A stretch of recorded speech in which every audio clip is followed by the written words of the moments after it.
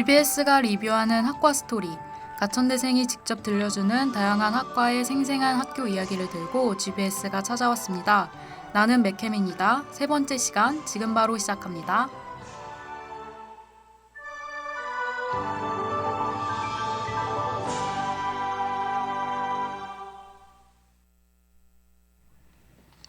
나는 맥케민이다에서 소개할 세 번째 학과는 바로 우리 학교 최다 인원의 간호학과인데요.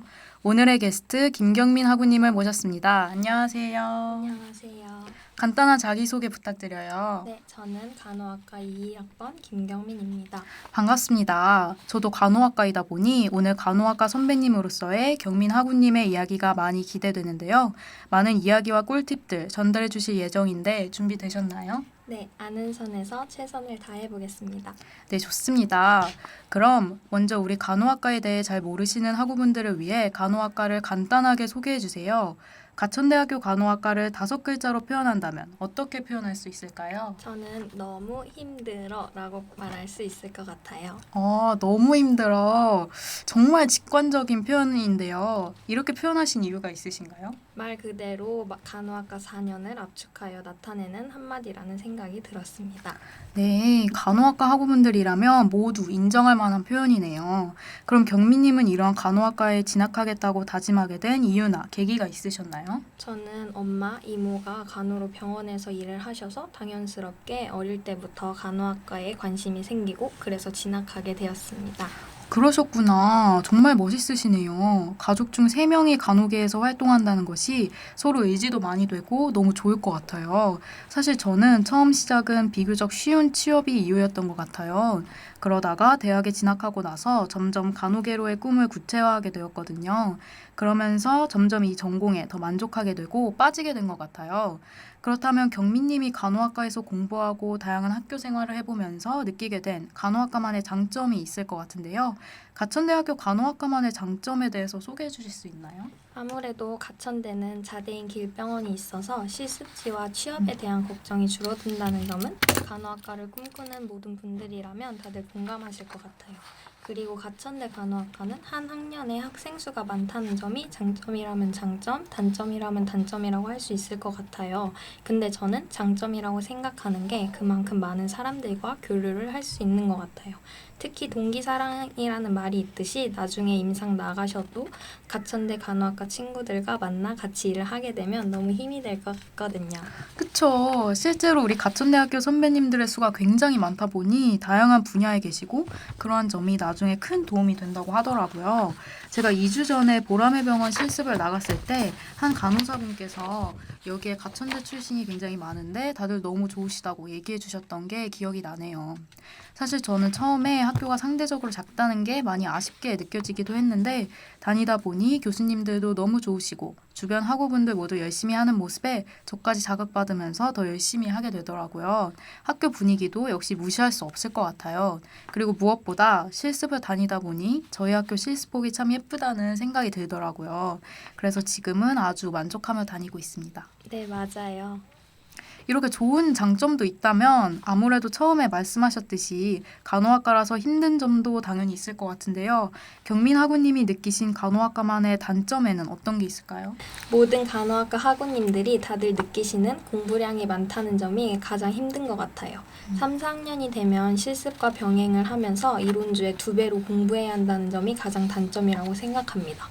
그리고 비교적 간호학과라면 스펙에 대한 걱정이 없을 것이라고 생각하는데 간호학과에서도 공부만 하는 것보다는 활동을 조금이라도 해서 자소서를 써야 한다는 것이 공부도 많이 해야 하는데 플러스로 다양한 활동도 챙겨야 해서 힘든 점이라고 생각합니다.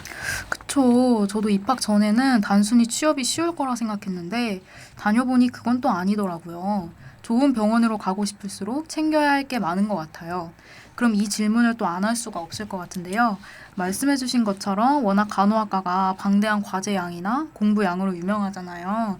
그럼 경민님께서 새내기 분들께 드릴 수 있는 간호학과 공부 꿀팁이나 꼭 하고 싶으신 말이 있을까요?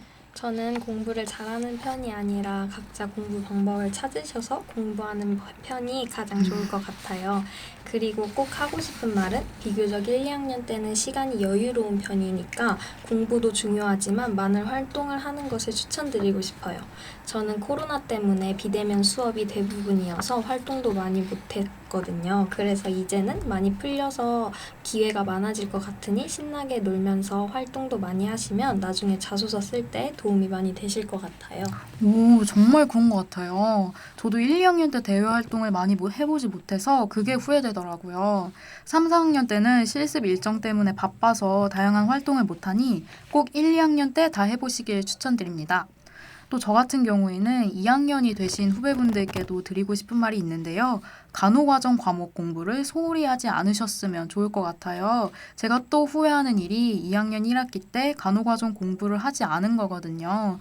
근데 이후에 모든 과제가 간호과정과 관련되어 있고 또 학기가 지날수록 굉장히 중요한 과목이었다는 생각이 들어서 후배분들께는 이 말을 꼭 하고 싶었습니다. 네, 맞아요. 네, 그럼 지금까지 간호학과에 대한 이야기를 들었다면 이번에는 사람 김경민님의 이야기도 궁금해지는데요. 간호학과 3학년이 된 경민 학우님만의 고민도 있을 것 같아요. 네, 저는 앞으로 토익과 자소서에 대한 걱정이 가장 크다고 말할 수 있을 것 같아요. 이건 간호학과 학우분들이라면 모두의 고민일 것 같은데 모두 열심히 해서 원하시는 바를 이루셨으면 좋겠습니다. 네, 맞아요. 저도 아직 토익을 완성하지 못해서 너무 공감 가네요. 그럼 경민 학우님의 목표도 있을 것 같은데요. 졸업하시고 나서 향후 어떤 진로를 계획하고 계시는지 살짝 여쭤볼 수 있을까요?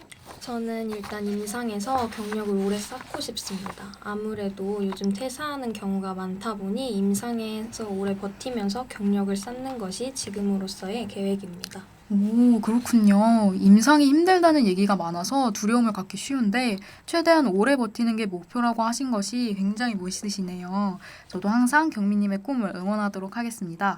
저희 벌써 마지막 인사를 드릴 시간이 되었는데요.